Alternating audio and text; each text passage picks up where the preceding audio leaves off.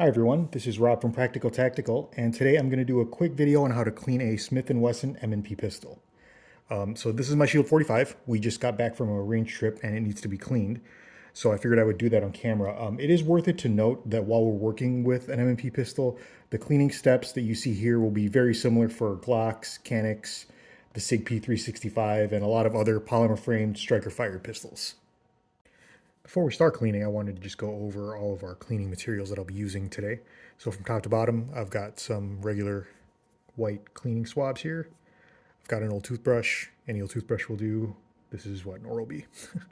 These are polymer or nylon cleaning picks. They all have different shapes on the ends here. I got these from Brownells. This is CLP in a little sprayer bottle. I think I got the sprayer bottle itself from Amazon for a couple bucks. And this is ALG Go Juice. This is the quadruple zero VTG or very thin grease. This is the lubricant I use. And I've got it in a little needle sprayer bottle that I think I also got from Amazon. So the very first step to cleaning a pistol is verifying that it is unloaded and safe to clean. So in order to do that, I am going to drop the magazine, and then I'm going to lock the slide back by pushing up on the slide lock lever here while pushing the slide back, like so. And I'm going to visually inspect the chamber and all around the area to make sure that there are no live rounds in the weapon, just like that.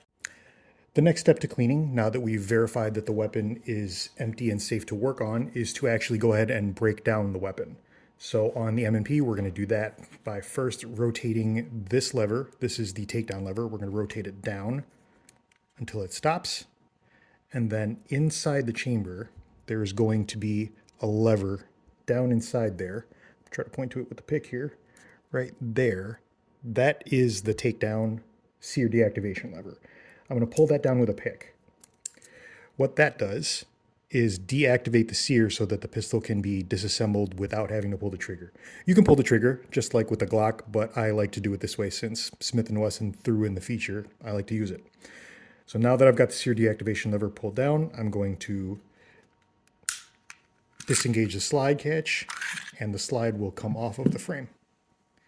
Now that we've got that, we can put the frame aside. The slide itself is very easy to take apart. We've got the recoil system and the barrel to take out. The recoil system just lifts out like this, and the barrel should just come out freely. So now we are broken down as much as we need to be for cleaning. Okay, now that we're broken down, we can actually start cleaning. So as far as cleaning goes, I like to start with the barrel. And in order to do that, I am going to take a couple of these swabs, and I'm going to get my CLP sprayer, and I'm just going to hit it with a couple quick sprays of CLP. Now I'm going to put that into the barrel, going from the breech end to the muzzle end, and I'm going to take one of my polymer picks with a straight edge on here. There we go. And I'm just going to push it through the barrel until it goes all the way through. Okay. Now I'm just going to leave that sit for a little while and let the CLP kind of break everything down. So I'm going to put that to the side. Now the next thing I'm going to do is work on the slide. So I'm going to take the slide and I'm going to hold it like this with kind of the muzzle end down to the table. And I'm going to take my CLP sprayer and I'm going to give it one quick spray there and one quick spray there. The next step is to go to the frame while that's doing that. And again with the CLP, here in the trigger area, I'm going to give it one quick spray. And here in the forward locking area, I'm going to give it another quick spray. It's worth it to note I'm going to try to not get it anywhere in here. On the slide, I'm going to try to not get the sprays anywhere near the breech face there where the striker actually will protrude. Okay, now that we've got our CLP applied, I'm going to take my toothbrush and I'm going to start scrubbing all inside the slide. All anywhere I see any kind of carbon buildup or anything like that. I'm going to try really hard to get inside these rail sections here, and also I'm going to try to get underneath the extractor. If you can see that little hook right there, I'm going to try to get in there. So I'm going to take the brush and kind of angle it, scrub inside here, all in these areas, scrub inside here. Here I'm going to turn the slide a little bit and scrub inside like that. Kind of flip it over, scrub inside here as well. Scrub inside the slide like that. It's kind of an awkward angle. There we go. Scrub inside like that. all around the nose, muzzle. And then on the breech face here, you want to not get any fluid in there, but you do want to scrub because it is quite dirty, as you can see. So I'm just going to take it, hold it like this, and just scrub like that.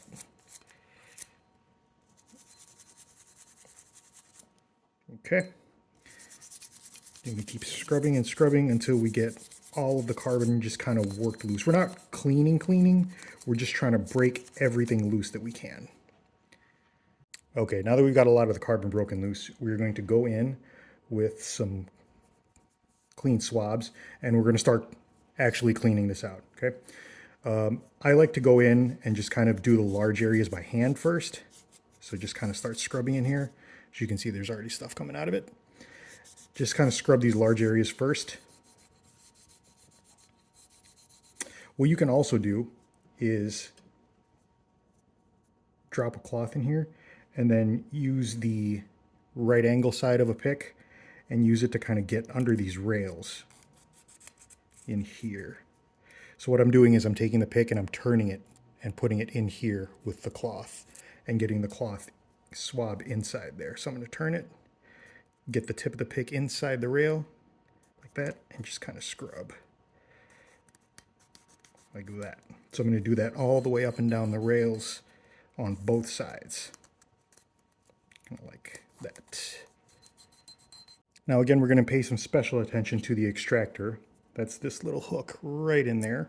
So what I'm going to do is take one of my cloths, I'm going to drop it on there, okay? And I'm going to take, again, the right angle side of a pick, and I'm just going to hook it in there. If you can kind of see the extractor right there, I'm going to hook the pick in there and just kind of scrub up and down to try to get behind that claw, because a lot of carbon tends to build up behind there since it's right in, like right in line or right next to the chamber. So I'm going to scrub as best I can. See, when I pull it out, look at that. That's just behind the extractor. Now that I'm done with the slide, I'm going to move on to the frame. The CLP has worked its way in, so it should have started breaking down the carbon by now. We're going to go back in and do the exact same thing we did with the slide to the frame. We're going to go in here and start working our brushes around anywhere we see carbon, anywhere we see any kind of nasty black stuff. Kind of down in here, it likes to build up. Right in here, pay special attention to the feed ramp right there. We'll get under the slide rails in the forward area here, and then back here in the trigger area, we're also going to scrub all around the sear, all around the ejector, and kind of where the trigger bar interfaces back there. We're just going to scrub, scrub, scrub. Again, we're not trying to get everything super duper clean. We're just trying to get all the black, nasty carbon stuff worked loose. So when we jump in with the swabs, it's already broken loose and we can get it out of there with not very much effort. So we jumped forward in time a little bit here. Now I've got everything scrubbed down. We're going to follow the same procedure. We're going to take some of the swabs, we're going to drop them in place, and we're just going to start working them on the large areas. And then once we do that, we're going to take the nylon polymer picks and start working them into the smaller areas that we can't get our fingers into. Okay, but I'm just running this first swab all along the major obvious places: the rails, the locking block, the trigger bar here, the ejector, and there's a ton of crap coming out. Okay, so we're going to keep kind of wiping here. We'll get down in here in the nose of the weapon. A lot of stuff likes to accumulate down here and in here. And we're just going to wipe basically everywhere that we can get to with our fingers. And once we've exhausted those, we're going to drop in another clean swab and start cleaning with the pick. So I'm going to take another swab. There's two there, but that doesn't matter. Take that, we're going to get the pick, and we're going to, again, pay special attention to the rails. So I'm going to take my pick, I'm going to turn it sideways, drop it in, and go under the rail like this with the cloth in the middle of it like this. I'm going to do this for all 4 rail sections, paying attention to those because those are the wear points on the inside of the slide. Some more points that I'm going to want to hit are all in the trigger group here. So I'm going to drop some more cloths here, and then I'm going to use, again, the pick to kind of push the cloth in there and clean and scrub everywhere that I can get the pick into, and all these little places that I can't actually get my fingers. in between the trigger bar here, down in here in this little pocket, kind of behind the sear, that, in between the trigger bar and the sear, right there. Basically just working it everywhere around that I can get the cloth into. Again, it's very similar to the slide, everywhere that I can get the pick in with the cloth in the middle to go ahead and clean. Okay, last but certainly not least is our barrel. Most carbon is built up in there, and that's why we give it extra time for the CLP to work its magic. So we're going to take another clean cloth. We're going to take the CLP bottle,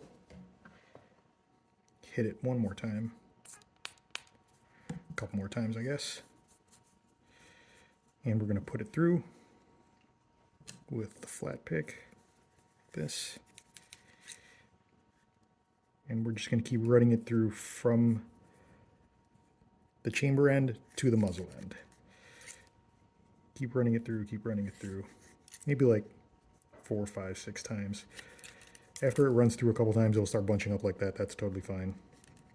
As long as it's hitting all sides of the chamber, all sides of the inside of the bore, you're good to go. Okay. Push it through. Okay. Now we're going to take a couple cloths, maybe 2 or 3, enough to really pack the inside of the barrel with, and we're going to push them through.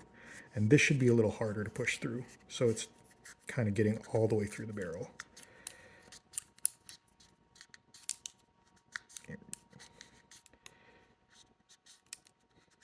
There we go.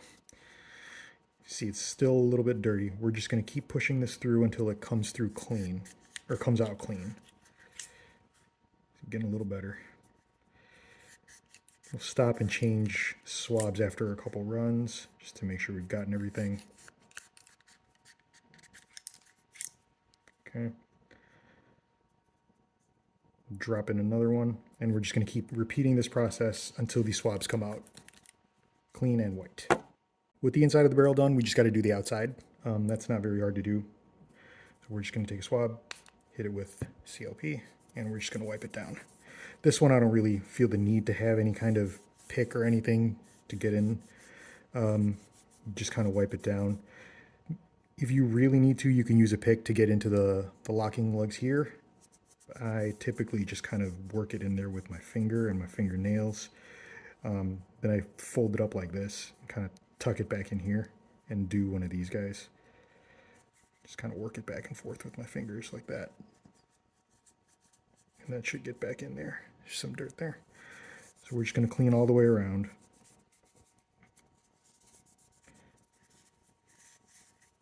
Removing any visible carbon.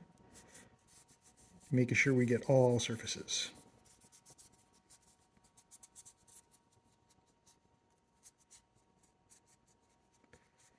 So the last part we need to clean is the recoil assembly. That's the recoil spring and guide rod. For this, you just take another swab with some CLP on there. Kind of start at the bottom here and just keep twisting, working your way up. This doesn't need a whole lot of cleaning. Just kind of like a surface level clean that just keep kind of going around. Get the front, get the back where it locks into the locking lugs, and we should be good to go. Just kind of repeat this process a couple times until you're satisfied that it's clean. With everything cleaned up, the only thing that's left to do is to lubricate and reassemble the pistol. So this is my lubricant of choice. This is ALG Go Juice. It's the quadruple zero very thin grease.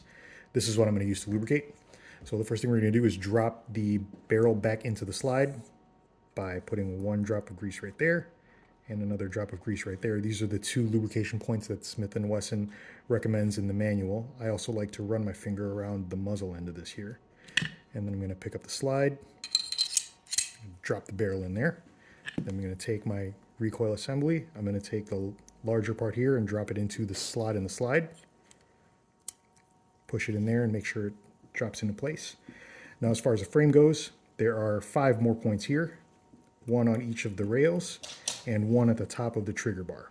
So I like to lubricate kind of right here, just 1 drop there, 1 drop there, if you guys can see that.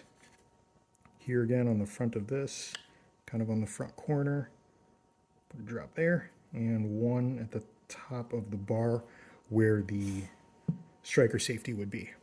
So with that done, I'm going to take the slide, I'm going to drop it back onto the frame, run it all the way back until it locks. I'm going to flip the takedown lever back up, and I'm going to grab a pick, and oh, that's already back up. So with that, we just need to drop the slide, pull the trigger, test for function, run the slide again, make sure it resets, and drop the striker again. And the last thing I like to do is to just give this kind of a wipe down any excess CLP on the slide. It gives it like a nice, you know, like shiny-ish matte kind of finish. So that's everything you need to do to break down, clean, and reassemble your M&P pistol. I want to thank you guys for joining me here today. On your way out, don't forget to like, subscribe, and hit that bell. There will also be a link in the description to the Practical Tactical blog, as well as links to Brownells and Amazon, where I get all of my materials from. And until next time, stay safe.